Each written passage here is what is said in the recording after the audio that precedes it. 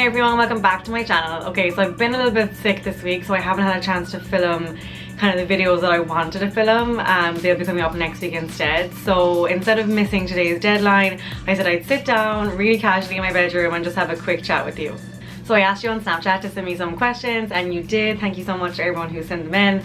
So I'm gonna go through them here now on my phone, keep it very quick, very brief, and just answer maybe like around 10 questions. So let's get right into it. Okay, I'm not gonna lie, first up, the question that seems to be the most popular one in the Snapchat today is, Erika Retro, who is this guy in your videos that you are not saying anything about?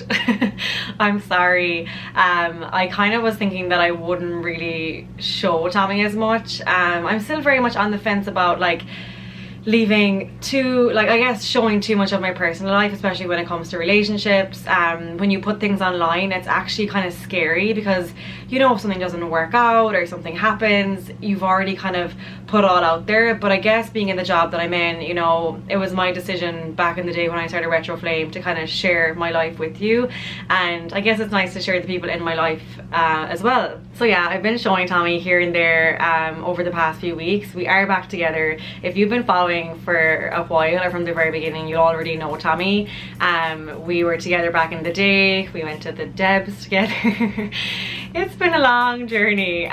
We were together last year too, and we broke up for a while, and now he's in New York and we are back together. So I won't go into any more detail. I'm sure you'll see him in the future in the vlogs and stuff. I'm still figuring out like how much I'm going to show and how much to keep to myself, so I hope that clears up the question, and I knew I had to address it or you'll all just be annoyed at me. But yeah, that's kind of the quick answer. Okay, and now next question. So, hi Erika, my question is, what made you start blogging and vlogging? That's a really good question, and I probably have touched on it in different Q&As and stuff, but in case you're new to my channel or you've never heard the answer, very briefly, I was in university in Ireland studying marketing and commerce, and I just wanted to like something on the side to keep my creative juices flowing, I guess. And I loved fashion. I loved like dressing up and going to different events, so I used to just post pictures of what I was wearing on a website, and then started on Instagram and social media purely as a hobby. Like for the first 2 or 3 years of Retro Flame, like I didn't know what I was doing. I was just posting pictures. I never knew where it was going. And then I moved to New York, did my internships in the summers over here, moved over here full time, and then that's where it really started to take off. And I could see that it would become a business, and then I had the opportunity and possibility to become a business. So that's when I really started putting my all into it. And yeah, that's kind of the brief. So as I said, started as a hobby, something that wasn't serious, just kind of something for fun, and then kept building it, kept working on my spare time. Like I used to work full time here in New York with a company called Vince Camuto, and then I would do Retro Flame on the side in the evenings, at the weekends, and I just kept building and kept working, and eventually I kind of got to the stage where I could do Retro Flame full time and have my own business here in New York. So it all worked out, thankfully. And I guess moving on from that, this question kind of ties in. This girl asked, Claudia, how can you afford living in the Upper East Side? Do you have another job? No, as I just mentioned, Retro Flame is my full-time job. Obviously living in New York is crazy expensive, and I was actually just talking to Killen the last day about like how every year you see kind of an improvement here. Your life kind of gets better every year. I was saying that when I used to do my J1 summers here, there was like 8 girls in a 1-bedroom apartment. It was like 3 in a bed. We had air conditioners that kind of worked sometimes. Like every year it gets better. My last apartment was like great at the time, but now I'm in a different apartment. It's like New York is the kind of place that you'll always have to keep working very hard, and I live in a lovely apartment in the Upper East Side. I'm moving on to my 3rd year here now, and you know, this took me time to get here and savings. And as I said, last year I worked 2 jobs. So I was doing Retro Flame and working as a social media manager, and saving every single penny I had because I knew I wanted to keep moving to the next step. And Retro Flame is my full time. Luckily I'm able to like earn a wage and a living from it, and I'm able to like support myself fully by myself here in New York and pay for my rent and my apartment and my bills and everything. But it didn't happen overnight. It took a while to get here. And then also just about the Upper East Side, I think people think that it's like this real posh area of Manhattan, and of course it is. If you're living on Madison or 5th, it's really posh and fancy, like very Gossip Girl, exactly how you imagine it. But not every part of the Upper East Side is like that. It's actually one of the less expensive areas to live in the city. So I was really lucky. I found the apartment that I had for the first 2 years, and then it's the same landlord that I moved into the next apartment with. So it all just kind of came together. It's not cheap. Nowhere in Manhattan or even in New York for that matter is cheap. Like, you really pay so much here for rent, but that's just the reality. I guess you have the opportunity to kind of earn more here, so it kind of balances out in the end. Nothing happens here overnight. You really have to work in New York, or I think if you just move away anywhere, to be honest. Like, it's not all going to fall into place from the get-go, and it's always going to get better and better if you just keep working harder and harder. Next up is, have you ever considered dyeing your hair? Yeah, I think when I was younger I was like, oh, I'd love to change it up. Like, all my friends were dyeing their hair, and you know, I think it's kind of a cool thing to do when you're younger, especially. But my mom thankfully convinced me like not to ever dye it, because I think if I ever dyed my hair, it'd be really hard color to get back. It's my natural color. I've had it forever, and I feel like I'll probably never dye it. Next up is, how do you stay healthy? I actually would love to do a whole separate video on this, and as I just said at the beginning of the video, I've been kind of sick this week, but I think it's to do with hay fever.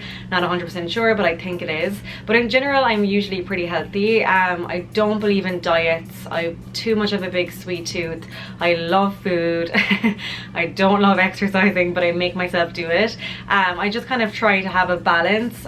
So I try to be good during the week and like have like decent healthy meals, and like get to the gym maybe like 4 times a week or 3 times a week, and then at the weekend I go out, like I have a few drinks, have a glass of wine, eat out with the girls, whatever it is. I never deprive myself, because as soon as you start depriving yourself, that's when you're gonna binge eat.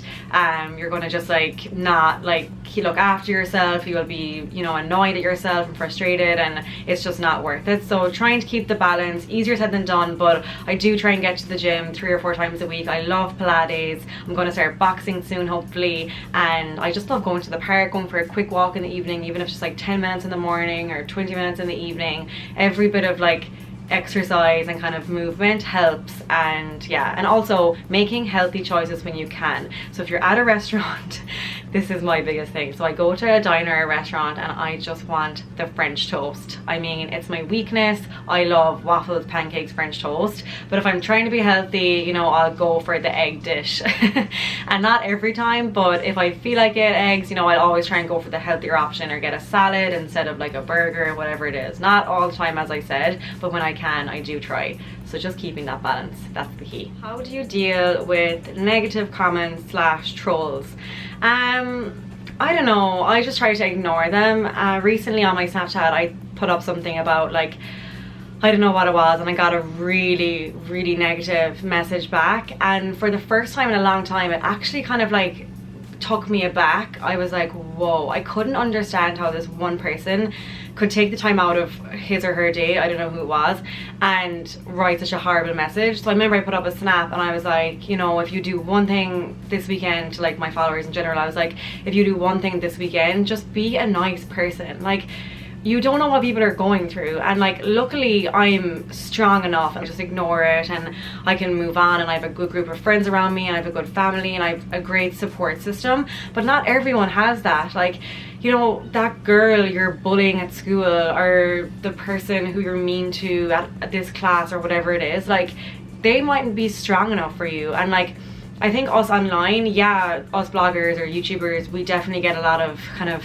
negativity and stupid unnecessary comments. I find especially on YouTube, people are very brave on YouTube, and people warned me about that, so I was kind of ready. But I guess we're able to like look past it to an extent, but you know, the like average person mightn't be able to. So I just hate it. I hate any form of bullying. It's like the one thing that really gets to me. I hate that people can be so mean to somebody else. Like, it's probably one of my pet hates in the whole entire world. This charity actually got in touch with me recently. I think it was called believeinyourself.org, and it's this program here in New York where I think they have like mentors, so like I think there's a mentor and there's different classes or different events on, and like young girls come in and I think mentors like speak to them and just kind of tell them about what they can do to kind of ignore it and get past bullies or negative comments, or you know, I think on social media nowadays as well there's a lot of comparing going on and body comparisons, and you know, young girls suffering from eating disorders because they see their friends on Instagram. Like, I don't know, it's like a whole new world, and I really think I'm going to get involved with this charity, so I'll keep you updated on that. It's something that really bothers me when I see it happening, so I want to hopefully help as much as I can. So if anyone of you would like to get in touch or get involved, I'll leave the link in the description box and I'll tell you as much more details as I can as soon as I have them. Okay, just a few more. I feel this video is getting a bit long. Okay, will you do some meetups when you come home in July? So I'm home for the whole month of July and I definitely want to do some events. I'm actually already kind of in the middle of organising some, so hopefully there'll be probably one in Dublin, as always, like where everything seems to happen, but I'd love to do one somewhere else in Ireland as well. So if you leave me some comments where you'd like me to do an event, what county, Galway, Clare, wherever it is, if I get a lot of comments for one particular area, I'll start planning something for there. So yeah, that'll be really fun. This one's funny. Could you ever go a day without iced coffee? No, I couldn't. Literally, my life is not the same without coffee. I love it. I love iced coffee when it's hot, when it's like cold outside, no matter what the weather, you'll see me with an iced coffee in hand. So no, never can go without coffee. And finally, last one, somebody asked me like, basically what she's trying to say is, what's like the key to success? Like, what would I recommend people to do to be successful, to kind of follow their dreams, do what they want? And the piece of advice that I follow every single day and tell myself every day is, the harder you work, the luckier you get. Like, you're not going to get absolutely anywhere without hard work. Some people get very lucky and I guess very poxy and they do get there, but overall you need to work hard to get where you want to be. Surround yourself with good people, just put the work in, and honestly you can do whatever you want to do. As cheesy as it is, it's very true. Like, nothing is stopping you once you work for it. And I'm gonna leave it here for today, guys. I hope you enjoyed that. I hope I didn't bore you. I actually personally love watching Q&As. I love kind of getting to know people that I follow. Sounds really weird, but I think we're all guilty of it. So I hope you found that like interesting, or maybe picked up a few things you might have known before. And yeah, I'm gonna leave it here. As always, thank you so much for watching. I'll be back next week with more videos. I'm working on a morning routine, some New York guides, best things to do here. Loads of you are asking for that, and there was actually loads of questions about best things to do in New York, but I figured I'd keep that for a separate video, so keep an eye out for that. And of course, loads more vlogs coming as well. So have a great weekend, and I'll see you next week. Bye.